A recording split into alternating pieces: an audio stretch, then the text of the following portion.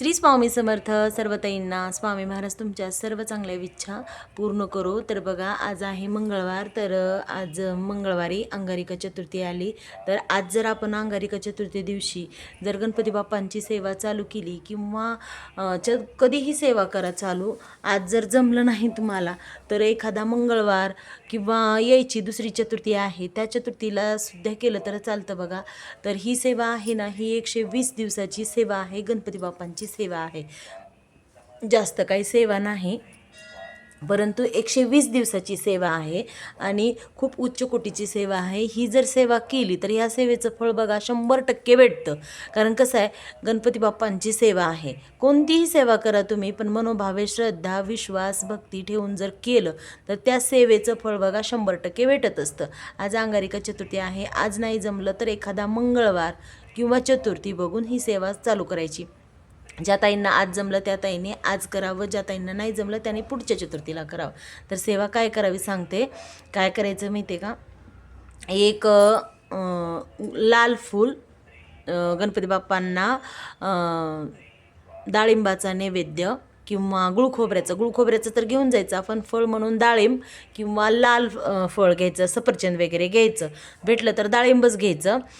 तर एक लाल फूल, डाळिंब, गुळखोबऱ्याचा नैवेद्य आणि दुर्वा एवढं घ्यायचं गणपती बाप्पांना. आणि एक श्रीफळ घ्यायचं, अख्खं श्रीफळ घ्यायचं. एवढं सगळं घेऊन जायचं गणपती बाप्पांना. श्रीफळ अर्पण करायचं, गुळखोबऱ्याचा नैवेद्य दाखवायचा, डाळिंबाचा नैवेद्य दाखवायचा फळाचा. आणि तिथं बसून पहिल्या दिवशी मंदिरामध्ये बसून गणपती बाप्पांचा मंत्र जाप करायचा आहे. 120 वेळेस गणपती बाप्पांचा मंत्र जाप करायचा आहे. तो मंत्र आहे मंगलमूर्ते विघ्नहरा दुरितनाशना कृपा करा.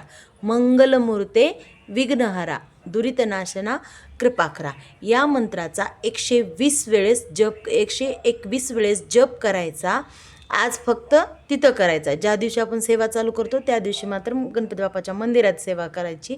आणि त्याच्या दुसऱ्या दिवशीपासून आपण सकाळी करत असलं तर दररोज सकाळीच करायचं, संध्याकाळी करत असलं तर संध्याकाळीच करायचं, केव्हाही करायचं. म्हणजे दिवसभरातून 12 ते 12:30चा टायमिंग सोडायचा आणि कधीही सेवा करायची. पण एकच टायमिंग ठेवायचा. दररोज तुम्ही 10ला करत असाल तर 10लाच करा, किंवा संध्याकाळी दिवा लागणीच्या वेळेस दररोज करत असाल तर दिवा लागणीच्या वेळेसच संध्याकाळी ही सेवा करा.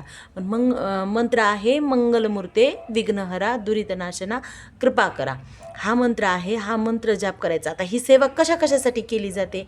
आपल्या घरामध्ये सुख शांती समाधान, किंवा तुमचे कुणाकडे पैसे अडकले असतील, किंवा तुमचे घेतलेले कोणी पैसे देत नसेल, किंवा स्वतःचं घर होण्यासाठी प्लॉट घेतात, त्या प्लॉटला खूप अडचणी येते. परत पुन्हा बाकीच्या कोणतेही कामं, शेत घेतात, पुन्हा घराचं बांधकाम चालू आहे, बांधकाम पूर्ण होत नाही, प्लॉट घ्यायचा आहे, प्लॉट होत नाही, किंवा कुणाला घर नाही. भरपूर असे लोक आहेत की भाड्यानं राहतात. कसं असतं, जन्मात येऊन घर बांधून बघावं, लग्न करून बघावं असं म्हटलं जातं. कारण का कसं आहे माहिती आहे का, ह्या लहानपण आणि म्हातारपण या दोन्हीच्या मधला काळ आहे तो खूप कष्टाचा आणि संकटाचा असतो. मग या एवढ्या काळामध्ये आपल्याला साथ कुणाची असावी लागते, ती परमेश्वराची साथ असावी लागते. 99% कष्ट करावं लागतं आणि 1% फक्त परमेश्वराचा असतो. त्यासाठी कष्टाशिवाय पर्याय नाही. जरी सेवा केली, तुम्ही सेवा जरी करत असाल तर तुम्हाला 99% कष्ट करायचं आहे. 1% फक्त परमार्थ करायचा आहे. एवढं कितीच सेवा केली तर त्याचा 1% होत असतो. आणि कष्ट हे आपल्याला 99% करावं लागत असतं. तेव्हा त्या कष्टाला, त्या सेवेला फळ भेटत असतं. म्हणून काय करायचं आहे, 120 दिवस गणपती बाप्पांची ही मंत्र जाप करायचा आहे. मंगलमूर्ते विघ्नहरा दुरितनाशना कृपा करा. हा मंत्र जाप करायचा आहे. ज्या दिवशी सेवा चालू केली त्या दिवशी गणपती बाप्पाच्या मंदिरात जाऊन दुर्वा, डाळिंबचा नैवेद्य, परत पुन्हा गुळखोबऱ्याचा नैवेद्य, आणि तिथं बसून 120 वेळेस जप हा करून पाया पडून यायचं गणपती बाप्पांना. श्रीफळ अर्पण करून यायचं. घरी आल्यानंतर परत पुन्हा चतुर्थी दिवशी गणपती बाप्पांना मोदकाचा नैवेद्य दाखवायचा. आणि त्यानंतर बघा, याचे नियम काय तर, मांसाहार हा कडकडीत वर्ज्य करायचा. आणि शक्यतो झालंच तर बाहेरचं परान्न कोणतीही सेवा करायल्यावर परान्न घ्यायचं नाही, कारण आपण जर परान्न घेतलं तर आपल्या सेवेमध्ये खंडन पडतं आणि अडचणी येतात. म्हणून कधीही परान्न घ्यायचं नाही. परान्न जर नाही घेतलं तर कसलीच अडचण येत नाही आणि सेवेमध्ये खंडन पडत नाही. म्हणून परान्न घ्यायचं नाही आणि मांसाहार करायचा नाही.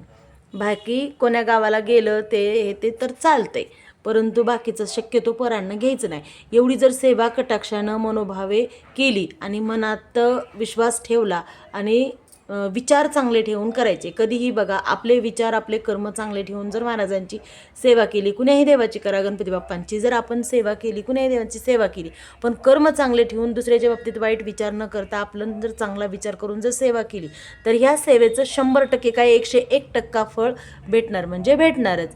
तर ही सेवा नक्की सर्वांनी करा. सर्वांना अंगारिका चतुर्थीच्या खूप साऱ्या शुभेच्छा.